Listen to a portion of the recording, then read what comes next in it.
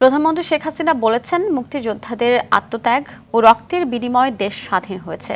তাই তারা যে দলের বা মতেরই হোক, তাদের সর্বোচ্চ মর্যাদা নিশ্চিত করতে হবে। সকালে নিজ কার্যালয়ে প্রধানমন্ত্রী ফেলোশিপ অ্যাওয়ার্ড 2024 প্রদান অনুষ্ঠানে তিনি বলেন, শিক্ষার্থীদের মেধা বিকাশের সুযোগ তৈরিতে কাজ করছে সরকার। অনুষ্ঠানে 48 জন শিক্ষার্থীকে প্রধানমন্ত্রী ফেলোশিপ অ্যাওয়ার্ড দেয়া হয়। দেখুন মারুফ রাজার রিপোর্ট। অর্থ আর সুযোগের অভাবে অনেক শিক্ষার্থী যোগ্যতা অনুযায়ী মেধার সঠিক মূল্যায়ন থেকে বঞ্চিত হচ্ছেন। দেশও হারাচ্ছে তার যোগ্য সন্তানকে। এমন বাস্তবতায় শিক্ষার্থীদের বিশ্বের স্বনামধন্য বিশ্ববিদ্যালয়ে উচ্চশিক্ষার সুযোগ করে দিয়েছে প্রধানমন্ত্রী ফেলোশিপ অ্যাওয়ার্ড।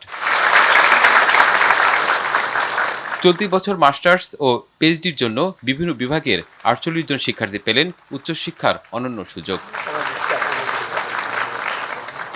দিক নির্দেশনামূলক বক্তব্যে মেধাবীদের অর্জিত জ্ঞান দেশ ও সাধারণ মানুষের কল্যাণে কাজে লাগানোর পরামর্শ দেন প্রধানমন্ত্রী। একটা কথা মনে রাখবেন যে এই টাকাটা আমার জনগণের টাকা, তাদের মাথার ঘাম পায়ে ফেলে এই টাকাটা অর্জন করে আপনাদের উচ্চশিক্ষা দিচ্ছে। কাজে সেই জনগণ যেন সেবাটা পায় সেদিকে বিশেষভাবে দৃষ্টি দিতে হবে। যে জ্ঞান অর্জন করে সেটা আমার দেশের কাজে লাগবে, কারণ বিশ্ব পরিবর্তনশীল। এই পরিবর্তনশীল বিশ্বের সাথে আমাদের তাল মিলিয়ে চলতে হবে। আমরা কারো কাছ থেকে পিছিয়ে থাকবো না। যাদের নিঃস্বার্থ আত্মত্যাগে অর্জিত হয়েছে দেশের স্বাধীনতা, তাদের সর্বোচ্চ মর্যাদা দেওয়ার তাগিদ দেন সরকার প্রধান। নিজের জীবন দিয়ে, রক্ত দিয়ে এবং অনেকেই পঙ্গুত্ব বরণ করে এই দেশকে স্বাধীন করে বিজয় এনে দিয়েছে। আমার মতামতের সাথে নাও থাকতে পারে, আমার দলে নাও থাকতে পারে, কিন্তু তারপরেও সে মুক্তিযোদ্ধা। কাজে আমার কাছে সবাই সম্মানিত, আর সেই সম্মানটা যুগ যুগ ধরে এদেশের মানুষ তাদেরকে দেবে, সেটাই আমরা চাই।